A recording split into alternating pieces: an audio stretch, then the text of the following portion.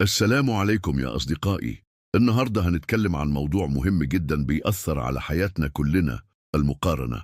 عارف إحساسك لما تفتح السوشيال ميديا وتلاقي صاحبك سافر مالديف، والتاني اشترى عربية جديدة، والتالت خطب، والرابع اتعين في وظيفة أحلامه، وانت قاعد في مكانك حاسس إن حياتك واقفة؟ طيب تعالى نفكر سوا. هل المقارنة دي بتفيدك في حاجة ولا بتخليك بس حزين ومحبط؟ الحقيقة إن كل واحد فينا ليه رحلته الخاصة. زي ما البصمة مختلفة من شخص للتاني، كمان ظروفنا وتحدياتنا وإمكانياتنا مختلفة. لما بنقارن نفسنا بغيرنا بنشوف بس الجزء الحلو من حياتهم، مش بنشوف التعب اللي وراء النجاح، ولا المشاكل اللي بيواجهوها، ولا حتى الضغوط اللي عندهم.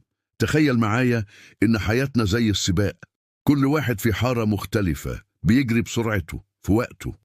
مش معنى إن حد وصل قبلك إنك فاشل، ولا معنى إن حد لسه وراك إنك أحسن منه. عارف إيه أهم حاجة؟ إنك تركز على نفسك. بدل ما تبص على اللي حواليك، بص على تقدمك أنت. قارن نفسك النهاردة بنفسك امبارح. خليني أديك مثال بسيط. لو عندك 3 عيال، هل هتقارنهم ببعض؟ هل هتقول للصغير ليه مش شاطر زي أخوك الكبير؟ أكيد لأ. كل واحد فيهم ليه شخصيته وموهبته وقدراته.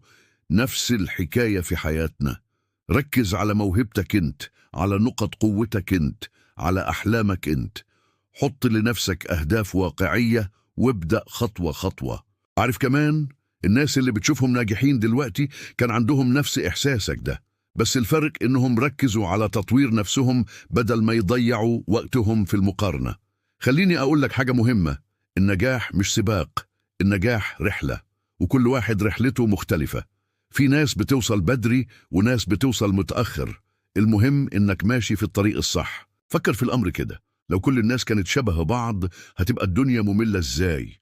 التنوع ده هو اللي بيخلي الحياة حلوة وغنية بالتجارب المختلفة. طيب، إيه الحل؟ هقولك خطوات بسيطة تقدر تبدأ بيها. أول حاجة، امسح من دماغك فكرة إن في توقيت محدد للنجاح.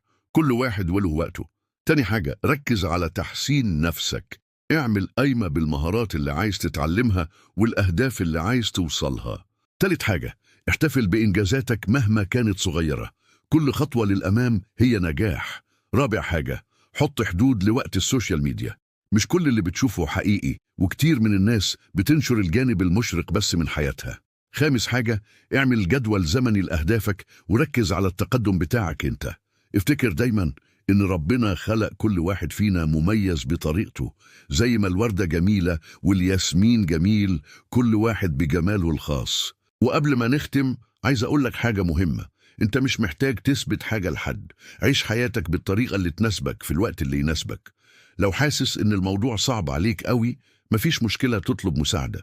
ممكن تتكلم مع حد قريب منك، أو حتى تستشير متخصص. ده مش ضعف، ده ذكاء وقوة. في النهاية، خليك فاكر إن كل يوم هو فرصة جديدة تبدأ فيها من جديد.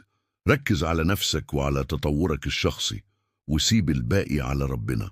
لو الفيديو ده عجبك وحسيت إنه فادك، ياريت تعمل لايك واشتراك في القناة عشان يوصل لناس تانية محتاجاه. وشاركلنا في الكومنتات تجربتك مع المقارنة وإزاي قدرت تتغلب عليها.